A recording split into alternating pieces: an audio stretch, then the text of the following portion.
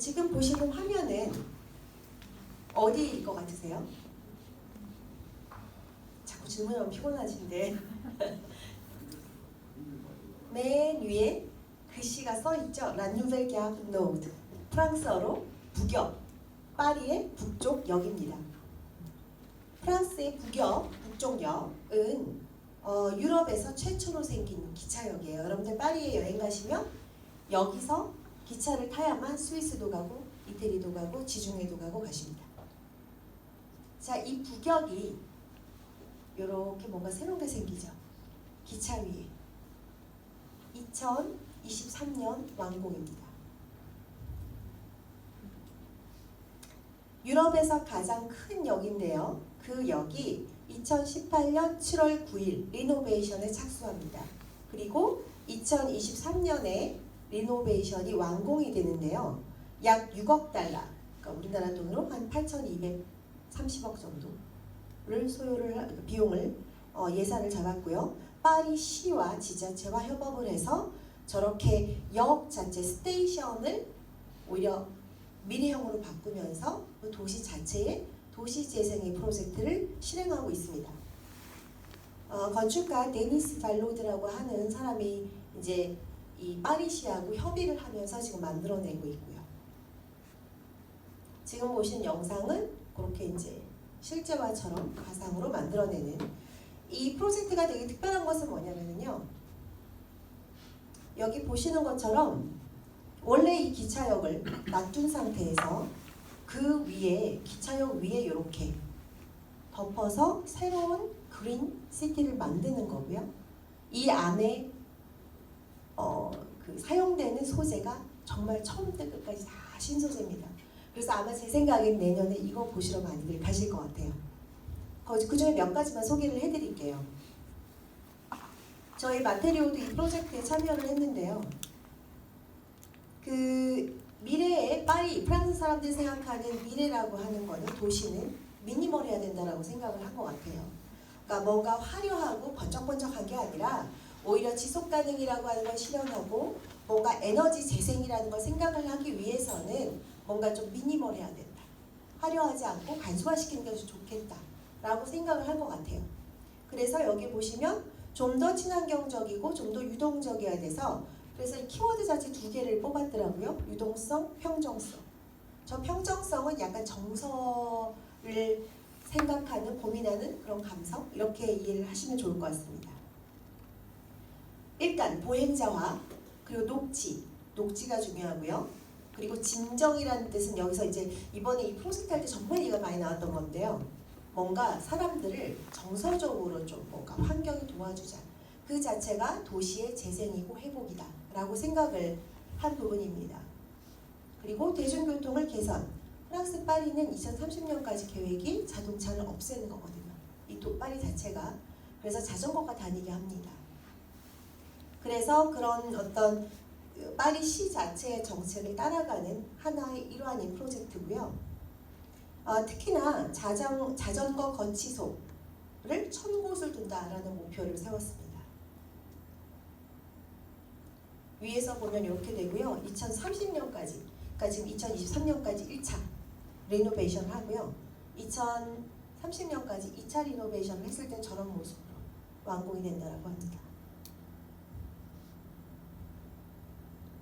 자, 여기서 제가 조금 더 정리를 해드리면 2024년에 올림픽이 있잖아요. 프랑스에. 그래서 좀 더 푸싱을 하는 거기도 하고요. 특히나 여기서 조금 중요한 거는 이 사운드 디자인이라는 걸 시작합니다. 이 사운드 디자인은 사실 자동차 디자인에서 하거든요. 여러분들 아우디와 벤츠와 그 또 뭐 기타 등등 브랜드들이 차문을 탁 닫을 때 나는 소리가 달라요. 그 사운드를 디자인을 합니다. 그래서 영국이나 유럽 같은 데는 그 사운드 디자인 과가 있어요. 그런 디자인에서 그걸 배우고 탁 하고 닫힐 것이냐 턱 하고 닫힐 것이냐. 엔진도 사운드 디자인을 합니다. 뭉 하고 할 것인지 앙 하고 할 것인지. 여러분들 그 포르쉐 같은 거하고 람보르기니의 엔진 소리가 다르죠. 차 정말 좋아하시는 분들은 멀리서 이렇게 소리만 들어도 제 람보르기니가 오는구나, 포르쉐가 오는구나 라고 합니다. 그만큼 첨단 기술일수록 조용해야 하고 그리고 사람들 정서에 맞아야 한다라는 것인데요. 도심 재생 프로젝트 안에 그게 들어가는 거예요. 어떻게 했냐면 파리 북역에 그 안에 음향 개발 담당하는 부서를 따로 만들었어요. 그리고 이 팀이 소음을 줄이는 바닥재 이런 것들을 굉장히 많이 발굴을 했고요. 지금 보시는 이 바닥재입니다. 저희 마테리오 DB의 데이터베이스에 있는 건데요. 엘그라스라고 하는 매트입니다. 얘는 바다에 가장 많은 저 엘그라스라고 하는 것이 바다에 가장 많이 떠다니는 해초류예요. 해초인데 그 해초류를 말려서 압착시켜서 타일을 만든 겁니다. 그러면 얘는 심지어 그 타일 이렇게 만들어 놓으면 탄소 포집도 해요. 이산화탄소 공기 중에 떠다니는 애들 먹어요. 그리고 냄새도 약간 바다 냄새. 제일 중요한 건 얘는 방음이에요. 우리가 걸어 다닐 때 딱딱딱 이런 소리 하나도 안 납니다. 그러니까 북역이라는 거는 하루에 90만 명이 왔다 갔다 한다 그래요. 그 안에. 그렇기 때문에 사람들이 많이 다니니까 프랑스 사람들은 도시 재생을 위해서 소음을 줄이는 쪽으로 많이 생각을 한 것 같아요. 그래서 이런 특수한 소재, 완전 친환경적이고 그리고 바다에 많이 있는 해초류 이런 것들이 또 해초가 너무 많아도 이것도 바다를 오염시키니까 이런 것들을 한번 순환으로 해서 한 번 더 업사이클링 할 수 있는 그런 소재들을 발굴을 합니다. 그리고 또 하나가 바로 멀티모달 인터페이스. 멀티모달이라는 건 뭐냐면요. 여러분들 앞으로 이제 보시게 될 건데 지금의 컴퓨터는 우리가 마우스를 클릭하고 명령어를 치잖아요. 그래야지만 컴퓨터를 우리가 쓸 수 있습니다. 멀티모달이라는 거는 그 밖에 사람의 눈동자, 목소리 이런 것들을 컴퓨터가 인식하는 거예요. 지금 막 시작하죠. 시리야, 전화 켜줘, 꺼 뭐 이런 거 있죠. 자, 그런 것들. 그 다음에 사람의 제스처. 이런 생체 인식 같은 거, 생체 인식 이거를 컴퓨터가 이제 앞으로 다 인식하게 돼요. 그걸 모달, 멀티모달이라고 합니다. 이 프랑스의 북역은 그 안에 시스템이 다 이쪽으로 가요. 뭐 클릭 버튼 누르고 키오스크 가서 이렇게 하는 게 아니고 멀티모달. 내가 그냥 손짓 발짓하고 목소리로 얘기하고 하면 이 컴퓨터가 알아듣고 반응한다라는 거죠.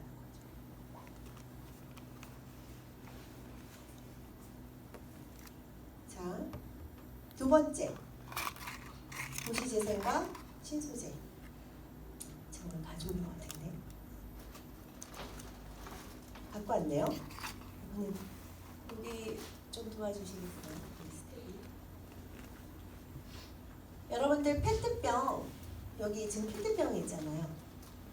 자, 페트병 이거를 뚜껑 떼고 요 라벨 다 떼야 돼요. 완전히 투명한 페트병 PET라고 하는 이것만 가지고 옷을 만들어요. 그 페트병을 건져서 분쇄를 시키고 이것을 섬유로 만들어서 옷을 만들 수가 있어요. 바로 지금 지금 여기 있는 것이 바로 여성분들이 좋아하는 그 요가복 레깅스입니다. 레깅스인데 이거는 미국 브랜드예요. 아직 한국에 안 들어온 거고 우리나라 아직까지 이 기술은 없습니다. 레깅스인데 이 레깅스를 만들 수가 있어요.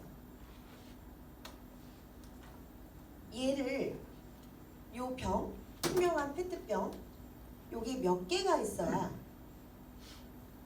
레깅스 하나를 어제 오신 분 얘기하면 안 됩니다. 투명한 페트병 몇 개가 있어야 레깅스를 만들 수 있을지 알아 맞추시는 분들께 얘기해 드릴게요. 자, 요게 몇 개가 있어야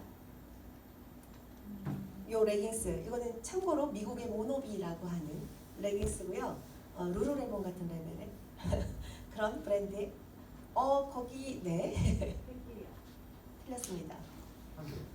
틀렸습니다. 1000개. 틀렸습니다. 1000개. 많이 낮추세요. 10개. 여기보다 조금만 더 올리시고요. 2개. 아닙니다. 10개. 네? 10개. 맞아요. 아니. 10개 맞습니다. 이 페트병 10개가 있으면 레깅스 하나가 이거 스몰 사이즈예요.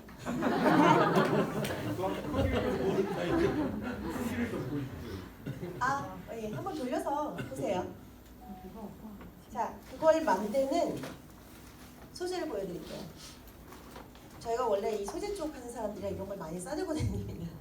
자, 마이크를 그냥 빼고 이 페트병이 리사이클링을 하려면 얘를 따고 얘네들 다 벗기고 라벨을 떼야 돼요. 이 투명한 PP만 가지고 해야 됩니다.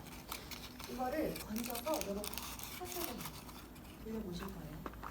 그리고 이렇게 실을 만듭니다. 그리고 이렇게 다양한 소재들을 만들어낼 수가 있어요. 하지만 우리나라도 티셔츠 많이 만들죠? 그런데 그 레깅스는 달라요. 그거는 스판 효과도 있고 그리고 사람들이 운동을 할 때 입기 때문에 땀 흡수도 되고 자 그런 기술이 많이 만들어져야만 합니다. 돌려서 한번 보시겠습니다. 제가 지금 보여드린 이 화면에는 레깅스는 아니고요. 똑같은 원리예요. 그 플라스틱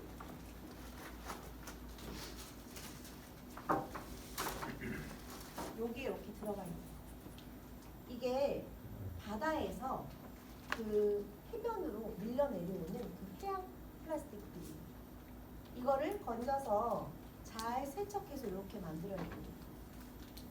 만들고 이런 것들을 만들어내요. 제가 조그맣게 갖고 왔는데요. 심지어 얘는 투명합니다. 되게 예쁘죠? 이 안에 이렇게 플라스틱 칩이 녹지 않고 잘 들어가 있는 게 기술이에요. 공정 기술. 심지어 이렇게도 만들어냅니다. 너무 예쁘죠? 얘도 너무 예쁘죠?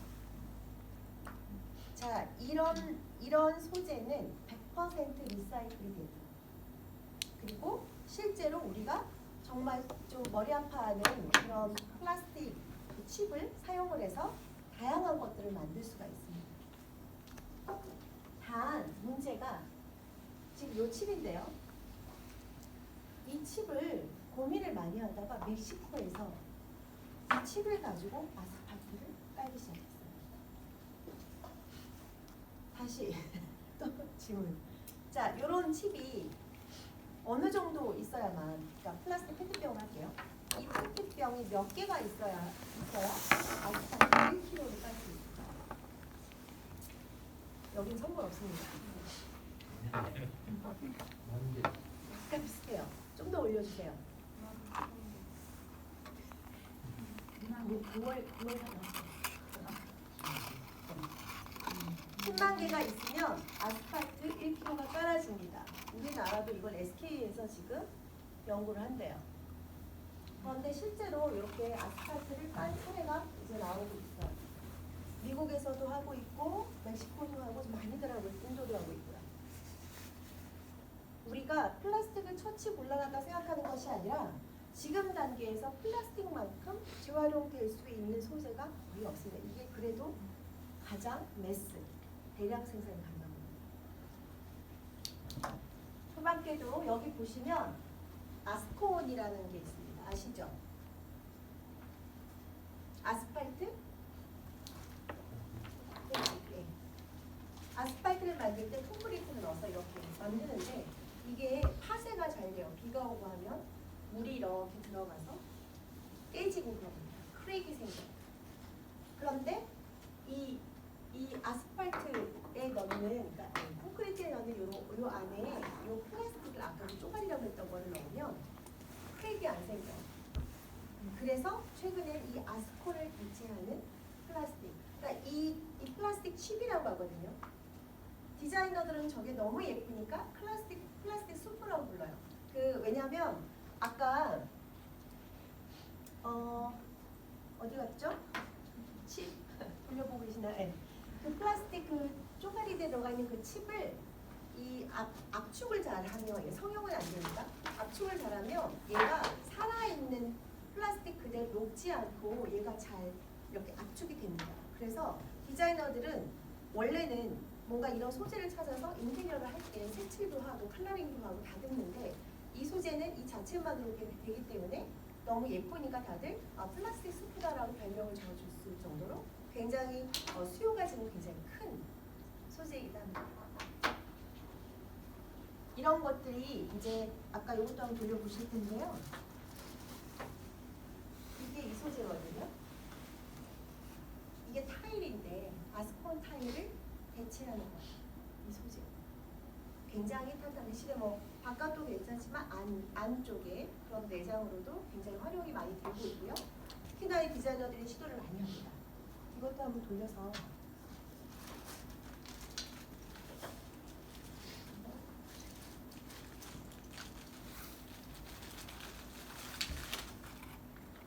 제가 이렇게 이미지를 이렇게 갖고 하는 이건 저희가 직접 찍은 사진이에요. 저희가 갖고 있는 소재가 조그만 거지만 저희는 한 큰 A4 사이즈로 가지고 있는 샘플을 정말 종류가 다양합니다.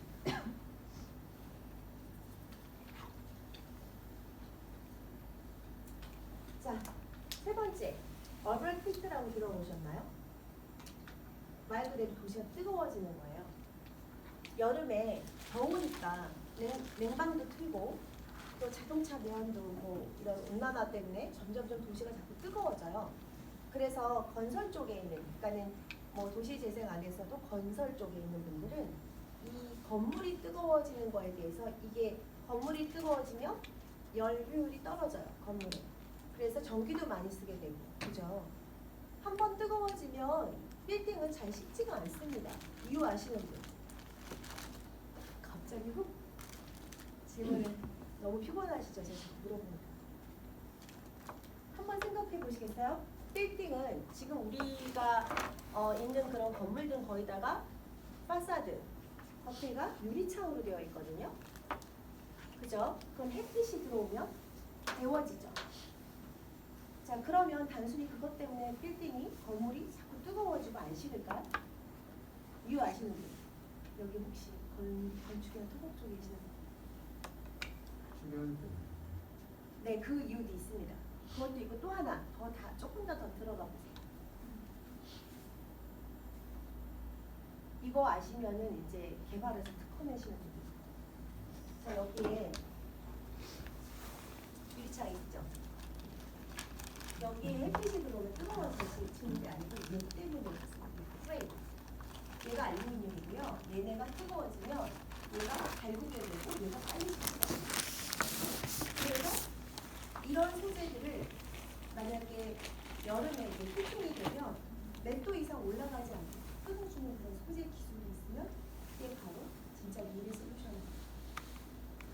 그런데 질문을 갖고 왔어요. 개발자.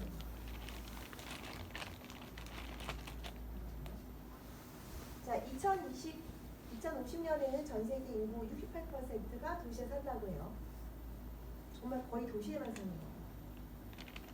방금 앞에 가셨던 박성원 연구원님 같은 분들이 분석하신 거예요. 자, 이분이 그 UN이라고 하는 건축사무소, 설계사무소 대표님인데 여기서 저희한테 이걸 보여줬어요. 이 소재는 쿨레스트 화이트라고 하는 겁니다. 아직 한국에 안 들어온 소재 중에 하나인데 태양 반사율 TSI 코팅 시스템이에요. 그래서 일정 온도 이상은 올라가지가 않는 특수 페인팅 페인팅이 들어있습니다. 이 페인트로 건물을 페인팅하면 건물이 히팅이 되잖아요. 자, 직접 사례를 좀 보여드릴게요. 지금 보시는 것이 바로 패시브 디자인이라는 건데요. 전문 용어로 패시브 디자인. 자, 패시브 디자인 앞으로 엄청 이 단어 많이 들으실 거예요. 패시브 디자인은 뭐냐면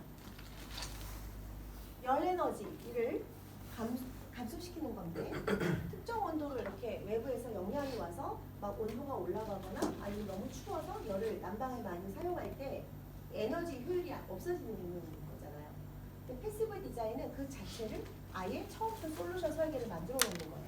이런 소재를 쓴다든지 아니면 뭐 태양열 에너지 쓴다든지 하는 식으로. 그래서 앞으로의 모든 건물은 이렇게 패시브 디자인화를 해요. 지금 보시는 게 앞전에 그 UN 스튜디오에서 인도에 있는 건물들을 이렇게 만드는 중인데요. 그 인도의 실리콘밸리라고 하는 방갈로르라고 하는 곳에 지금 이렇게 짓고 있습니다. 그래서 뭐 테크 허브 도시를 이렇게 만든다. 지금 보이시죠? 이 건물에 다 요거를 지금 다루는 중입니다. 그래서 이 건물이 열을 좀 흡수하지 않고 방출시킬 수 있도록 하는 거고요. 이렇게 되면 도시 자체가 뜨거워지지 않기 때문에 에너지 소비가 많이 줄죠. 그리고 여기에 뭐 조경과 건축을 융합을 해서 뭔가 22세기의 인도의 새로운 정원을 만들겠다. 왜냐하면 이제 열이 히팅이 안 되면 이렇게 정원도 조경도 가능해집니다. 그 밖에도요, 이렇게 열을 올리지 않는 그런 페인트 시스템 코팅도 있지만, 요거는 제가 돌려서 이렇게 한번 보여드릴게요. 실제로 저희가 어떻게 이걸 실험을 해봤냐면 샘플을 크게 안 주기 때문에 이거는 특허기 때문에 저희가 이거를 여름에 창문 앞에다가 그냥 붙여놨어요. 되게 뜨거워져야 되잖아요. 얘는 정말 차갑더라고요. 이렇게 계속 차가워. 굉장히 신기했었고요. 한번 보실까요? 그래서 제가 하나 더 갖고 왔는데 이거는 가죽입니다. 가죽인데 여러분들 하나 또 질문 드릴게요. 한여름에 자동차를 파킹해 놓으면 안에 그 시트 있죠? 가죽 시트 몇 도까지 데워지는 줄 아세요? 한여름 7월 정도? 7, 8월? 50도? 60도? 비슷해요. 70? 네, 맞아요. 70도까지. 그래서 그런 경험도 있으실 거예요. 앉으면 아 뜨거워 이러면서 앉으시죠. 이 가죽은 50도 이상 안 올라가요. 이게 이런 소재를 엔지니어링 소재라고 합니다. 그냥 일반적인 친환경 소재 이런 게 아니라 이거는 실제로 그 공학적으로 만들어내서 이 가죽 자체가 열을 더 이상 올리지 않게끔. 그래서 자동차, 전기차 이런 자동차들이 이런 소재들 많이 찾습니다. 이렇게 물려서 보시면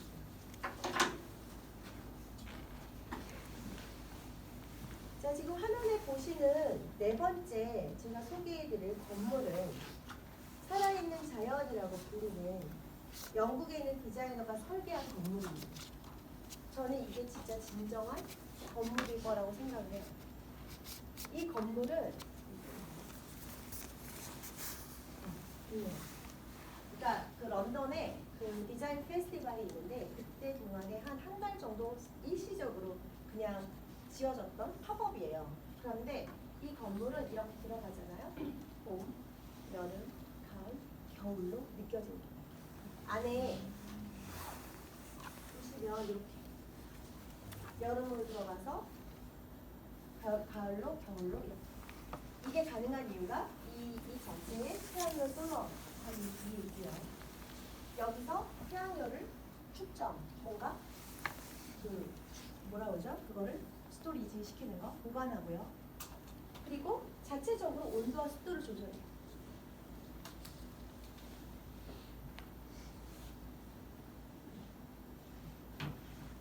여기에 파트릭 블랑이라고 하는 프랑스 식물학자 아주 유명한 분이 있는데 이분하고 디자이너가 같이 협업을 해서 여기 있는 게 인조아, 진짜 식물이요.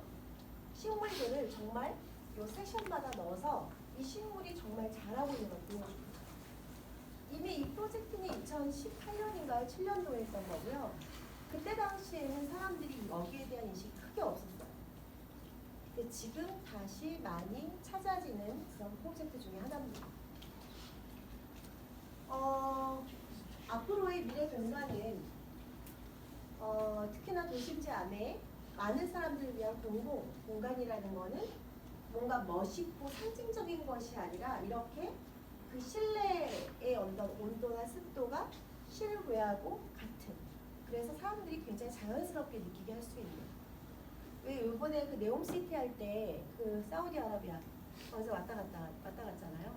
그 네옴시티도 중요한 요인이 그거였었어요. 이게 사우디아라비아는 사실 굉장히 덥고 거기는 뭐 소비는 많을 줄 모르지만 그거 외에는 정말 없잖아요. 그리고 온도차 너무 심하고 아침 저녁으로. 그런데 뭔가 홍해의 기적을 다시 만들고 싶었고 그 사람들이 돈을 엄청나게 들이부으면서 하려고 하는 것이 다 기후와 습도, 자원의 조절. 바로 리제너레이티브라고 하는 라이프예요. 재생, 회복되는 삶을 만들고 싶었던 거예요. 순환구조로. 자, 앞으로의 디자이너들은, 건축가들은 다 이걸 고민합니다. 제가 보기에는 예쁜 모듈을 놔두고 디자인으로 책상을 어떻게 깎을 것인가가 아니고요.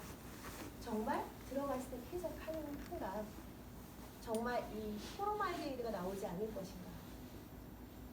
그리고 정말 우리가 잘 살 수 있는 좋은 공간인가. 식물이 잘 자랄 수 있는가. 이런 것들이라고 생각을 합니다. 다섯 번째는 실제로 이건 있는 건데요. 프랑스에 있습니다. 엘리건트 엠블리스먼트라고 하는 이 모듈인데 지금 여기 보시면 굉장히 커요. 엄청나게 큰데 요거를 모듈이 다 이어 붙이는 겁니다.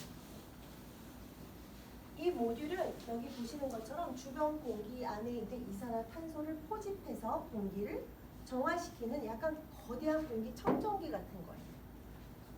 그래서 이것도 디자이너가 설계를 했는데 이렇게 조그맣게 사서 이렇게 붙이는 거예요. 양만큼. 그러면 여기 보시는 것처럼 반경 몇 메터죠? 여기 안 써있네요. 약간 이렇게 이 건물에 이런 파사드를 설치를 하면 반경 100m 안쪽에 탄소는 다 빨아들인다고 해요. 그래서 이제 고민하는 것이 도시에서 이런 것들을 뭔가 설치를 해서 도심지 안에 그 도심지 그 주변에 미세먼지를 포집하고 뭔가 공기를 정화시키는 노력을 합니다. 실내에도 설치를 할 수가 있고요. 저희 마테리오에 등재가 된, 그러니까 저희가 마테리오 비리안을 갖고 있다라는 거는 검증됐다 라고 보시면 됩니다.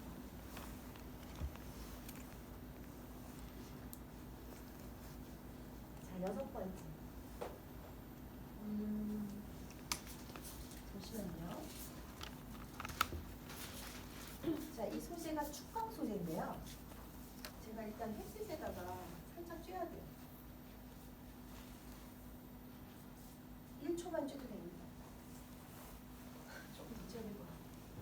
자, 지금 여기 보시는 데는 되게 예쁘죠? 네덜란드 빛의 도시 아인트호벤의 반보고 패스라고 하는 길입니다. 이 소재가 그 축광 소재라는 거예요. 야광 말고 축광. 야광은 그냥 케미컬로 만들어서 빛을 내는 거고 축광은 0.1초 프라시만 터뜨려도 얘가 빛을 흡수했다가 깜깜할 때 딱 발산해요. 심지어 친환경입니다.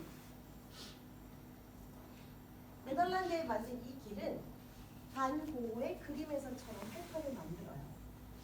여기에 페타이어 공화 얘네들을 섞어서 패턴 작업을 낮에 해놓고 밤이 되면 이렇게 자전거 도로, 폭신폭신한 자전거 도로를 만들어서 사람들이 오지 않는 길을 오게끔 유도를 한 거죠. 굳이 뭐 조형물 세우고 뭐 이럴 필요가 없는 거죠. 이건 영구적입니다. 네, 영구적입니다. 낮 동안에 하루 종일 햇빛을 받기 때문에 얘는 0.1초 플러시만 딱 터뜨려도 얘는 빛을 흡수해요. 가지고 있습니다. 그러다가 무조건 어두워지면 그냥 발산해요. 얘는 그린과 블루 두 가지가 있어요. 이것도 한번 돌려서 보시고요. 이렇게 어둡게 해서 한번 보시고요.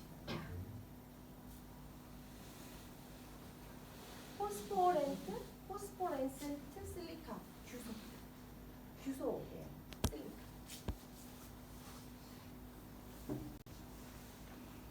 이렇게 질문 좀 해주시면 좋습니다. 자, 이렇게 슬리글로우라고 하는 신소재예요.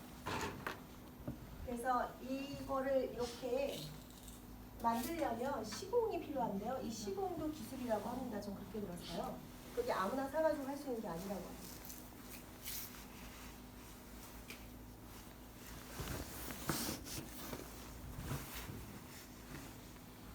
자, 그 다음에는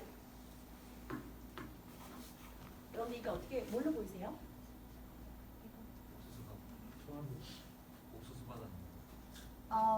요거는 그 뭐라고 할까? 리크라고 하는 건데 옥수수 아니고요. 그 파처럼 생긴 부추같이 파처럼 생긴 뚱뚱한 애 하나 있어요. 리크라고 하는. 그 봤습니다. 어떻게 보이죠? 이게 불이 막 들어와 있죠. 이걸 인공적으로 이 불을 설치를 했을까요?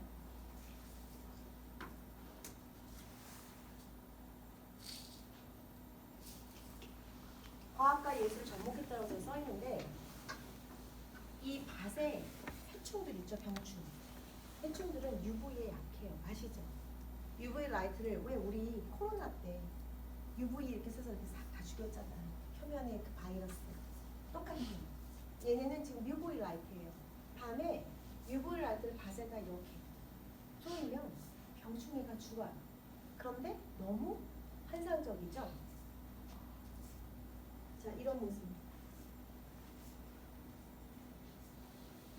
그러니까 이 한 곳에서 쏘은 거고요. 바람 때문에 흔들려 보이는 것 뿐이에요.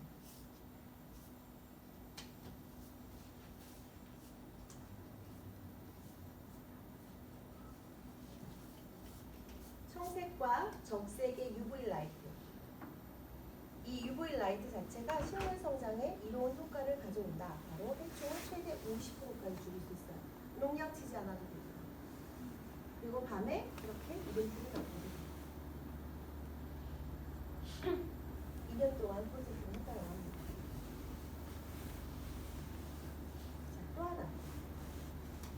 도시재생은 사실 제가 말씀드린 도시재생은 문화, 예술과 함께 해도 굉장히 좋잖아요. 도시재생이라는 것은 환경만 생각하는 것이 아니고 그 안에 사는 사람들의 생각을 전환시키는 것도 도시의 재생입니다. 회복하고 재생시키는 역할을 하죠. 빗으로 만든 가상 홍수라는 건데요.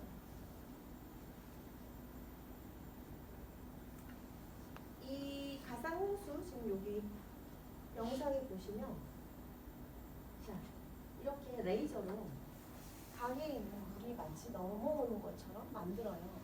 사람들한테 도시 속에 물이 홍수가 난 것처럼 계속 연출을 합니다. 그러면서 이 물 부족에 의해서 미래가 어떻게 될 것인지, 홍수가 나면 오히려 또 어떻게 될 것인지 자극을, 사람들의 인식을 바꿔놓으려고 하는 거죠. 여기 보시는 것처럼 물과 함께 오랜 시간을 보내는 그런 네덜란드가 그 혁신을, 미래의 혁신을 다시 한번 생각하게 그 지역 주민들한테 일깨우는 그런 도시재생 프로젝트입니다.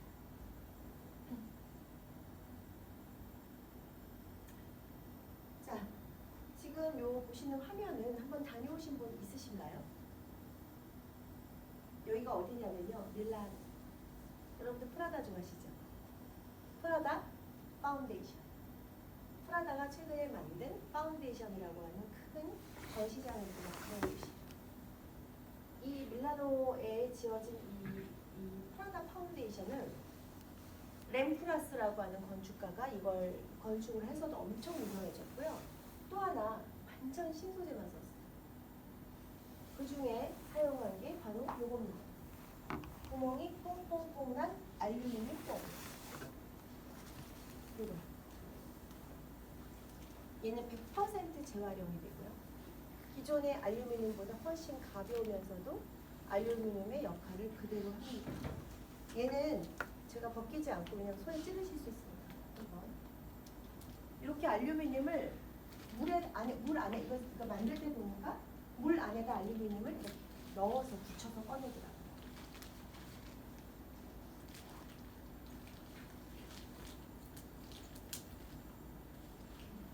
자, 이렇게 실제로 안에 가면 안에 내장, 외장 모두 다 쓰고 있는 것을 볼 수가 있습니다. 자, 이런 소재들이 가지고 오는 새로운 도시의 혁신이라는 것은 사실 굉장히 디자인 자체보다 크죠, 역할이.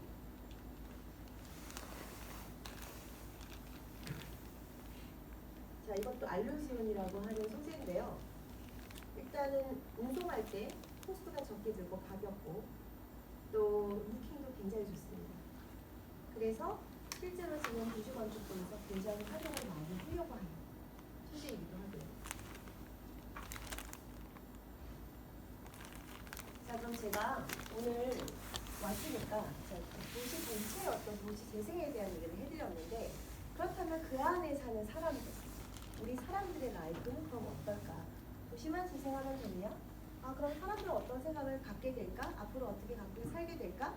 라고 하는 걸 좀 제가 몇 페이지를 좀 준비를 했는데요.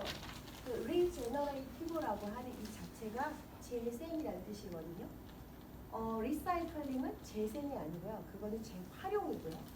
리제너레이티브는 재생, 회복, 다시 회복하다 뭐 이런 뜻입니다. 재건하다. 그래서 사람들이 코로나를 겪고 한 3년 동안 트라우마가 생긴 거예요. 무섭다, 질병 무섭다, 건강해야겠다. 아, 앞으로 이제는 접촉하면서 살 수 없을까? 그러다가 뭔가 다시 재건하고 싶어졌죠. 아까 앞전에 그 박성원 위원님이 그 4가지 미래, 퓨처라고 하는 걸 보여주셨잖아요. 실제로 여기서 트랜스포메이티브, 그 미래를 많이 선택하셨어요. 그게 바로 리제너레이티브예요.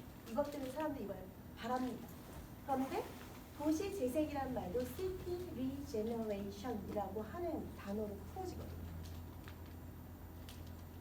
리제너레이티브라고 하는 이 뜻 자체에는 재건, 복구, 재생의 의미를 내포하고 있고요. 선순환, 서큘러라고 하죠. 계속 순환한다라는 의미를 갖고 있습니다. 그런데 사람들이 이제 저희는 사실 마테리오이긴 하지만 저희가 리소페라는 팀이 기업의 미래 예측을 하는 회사이기 때문에 앞으로 사람들이 어떤 쪽에 삶의 가치를 가질 것인지 저희는 연구를 합니다. 앞전에 그 정부에서 미래 연구를 하시는 분은 사실 저 학교 때 제 사수님이셨고, 그리고 저는 오히려 기업에서 기업들이 미래 먹거리를 어떻게 발굴을 해야 되는지를 저는 컨설팅하는 회사인데 여기서 파머컬처라는 말을 저희가 소개를 해요.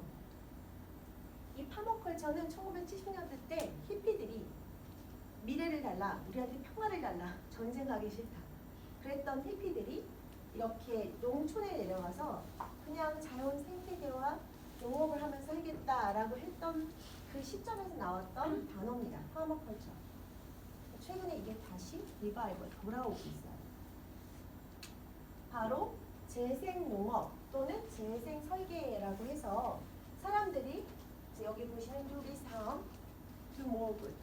파괴는 줄이고 좋은 것은 더 많이 라고 하는 기본적인 생각을 하게 되는 것이고요. 결국 지속가능과 뭔가 회복하는 삶, 이것들을 위한 융합적인 삶의 방식을 자꾸 추구합니다. 말은 어렵지만 제가 좀 사례를 소개를 해드릴게요.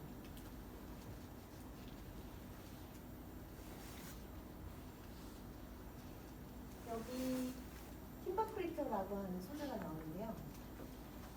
사실 오늘 저 끝나고 나서 이제 저 디자이너분이 직접 와서 소재를 개발하신 크리에이터라고 해야 될까요? 그 소재 디자이너라고 하는 분이 직접 또 이런 시멘트와 콘크리트와 어떻게 이런 소재들을 섞어서 개발한지를 얘기하실 거예요.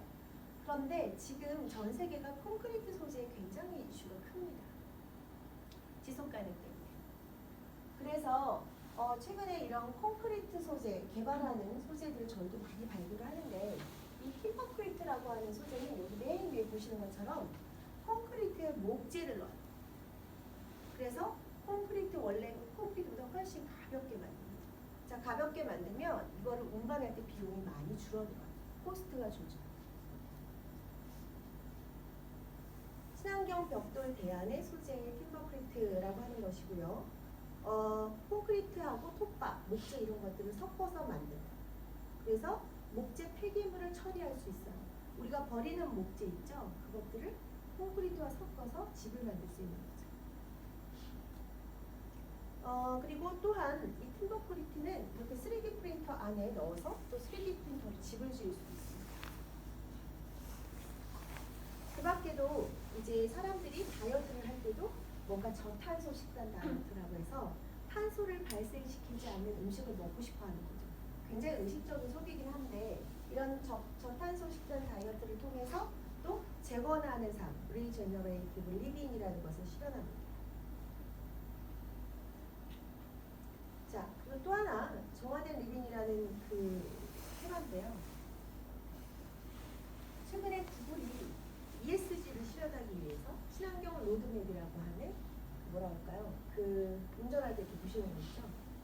자, 그런 앱을 개발을 했는데 이 앱은 지금 이렇게 보시면 이 앱은 내가 돌아가더라도 뭔가 탄소 발생을 좀 줄일 수 있는 그런 길로만 안내하는 그런 앱입니다.